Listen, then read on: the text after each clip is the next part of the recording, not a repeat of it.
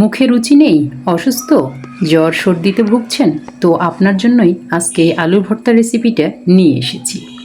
যাদের মুখে রুচি নেই, জ্বর জ্বর ভাব, এইরকম আলুর ভর্তা গরম ভাতের সঙ্গে খেয়ে দেখবেন দুদিনেই জ্বর পালিয়ে গেছে। তো আমি এই মজাদার ভর্তাটা কিভাবে করলাম চলুন দেখে আসি পুরো রেসিপিটি। এখানে কয়েকটা আলু নিয়ে নিয়েছি, আর এই আলুগুলো কিন্তু আমি সেদ্ধ করে নিয়েছি। হালকা একটু লবণও দিয়েছিলাম পানির মধ্যে এবং হলুদও দিয়েছিলাম 1 চামচের 4 ভাগের 1 ভাগ। তো দেখুন এটা একবারে সেদ্ধ করে নিয়েছি। তো এদিকে নিয়ে নিয়েছি আমি কিছু শুঁটমরিচ, আর এই শুঁটমরিচগুলো ঝাল বেশি, তো আপনারা আপনাদের স্বাদ মতো দিবেন ঝালটা। আর পেঁয়াজ নিয়ে নিয়েছি আমি দুটো, এই পেঁয়াজ দুটো একবারে কুচি কুচি করে কেটে নিচ্ছি। আমি একটা চাকুর সাহায্যে কেটে নিচ্ছি, আপনারা চাইলে বটি অথবা অন্য কোনো কিছুর মাধ্যমে কেটে নিতে পারেন। আর এই পেঁয়াজ কুচি কিন্তু আলুর ভর্তার জন্য এসেনশিয়াল, একদম প্রধান। তো সঙ্গে নিয়ে নিয়েছি দুটা রসুনের কোয়া, আর এই রসুনের কোয়াটা দিলে মুখের মধ্যে কিন্তু স্বাদ ফিরে আসে, আলুর ভর্তার মধ্যে সুন্দর একটা স্বাদ আসে। চুলার মধ্যে প্যান বসিয়ে দিয়েছি, তাতে দিয়ে দিলাম একটু তেল, সঙ্গে দিয়ে দিলাম শুঁটমরিচগুলো। এখন এই মরিচগুলো আমি একবারে খুব সুন্দরভাবে ভেজে নেব। আপনারা চাইলে এটা তেলের পরিবর্তে খোলা তাওয়াতেও ভেজে নিতে পারেন, তবে তেলের মধ্যে ভেজে নিলে এর টেস্টটা কিন্তু অনেক বেশি আসে। তো এভাবে নাড়তে নাড়তে দেখা যাবে যে এগুলো একদম ভাজা হয়ে গিয়েছে, একদম কালারটাও চেঞ্জ হয়ে গিয়েছে, ঠিক এরকম।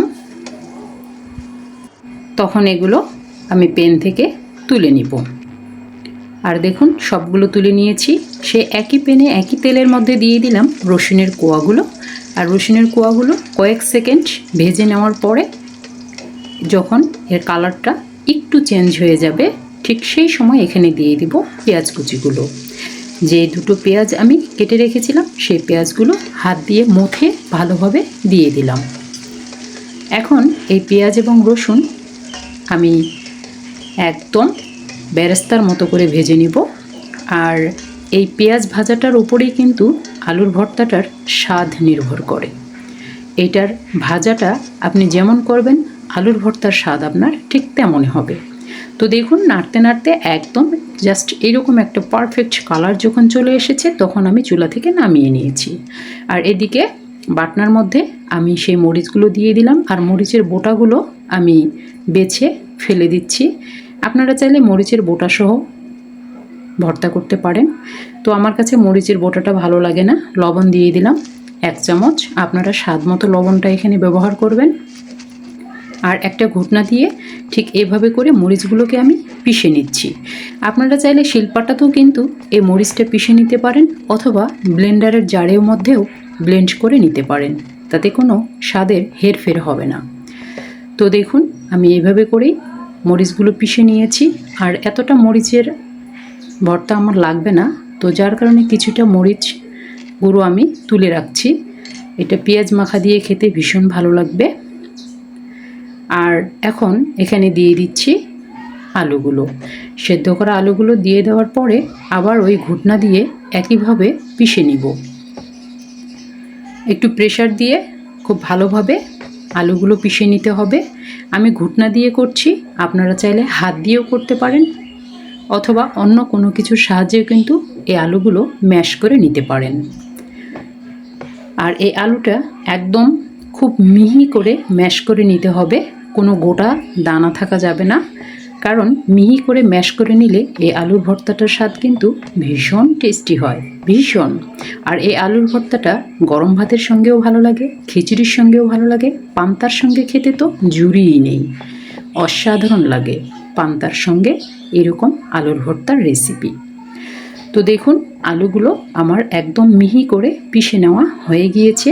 এখন এর মধ্যে অ্যাড করছি সেই যে তুলে রাখা ভেজে রাখা পেঁয়াজগুলো, তেল সহ আমি এখানে দিয়ে দিলাম। আর এই পেঁয়াজ ভাজার তেলটা আমি এখানে অ্যাড করেছি, কারণ পেঁয়াজ ভাজার তেলটা এখানে অ্যাড করলে তেল তেল হয় 1 নম্বর, 2 নম্বর হচ্ছে এই তেলটা ভীষণ স্বাদ হয়।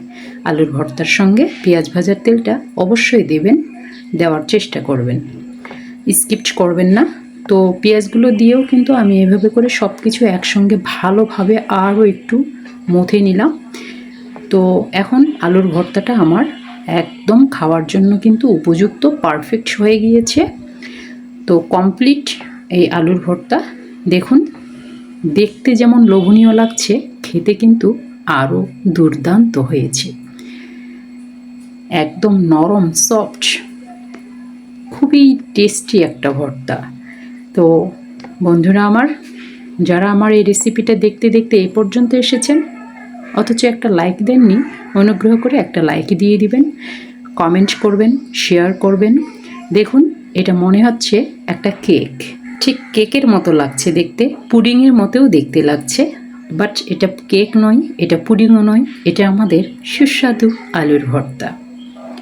তো আপনাদের কাছে কেমন লাগলো আজকের এই আলুর ভর্তার রেসিপিটি অবশ্যই কমেন্ট করে কমেন্ট বক্সে জানাতে ভুলবেন না। আর রেসিপিটা যদি ভালো লেগে থাকে তাহলে অবশ্যই শেয়ার করে দিবেন।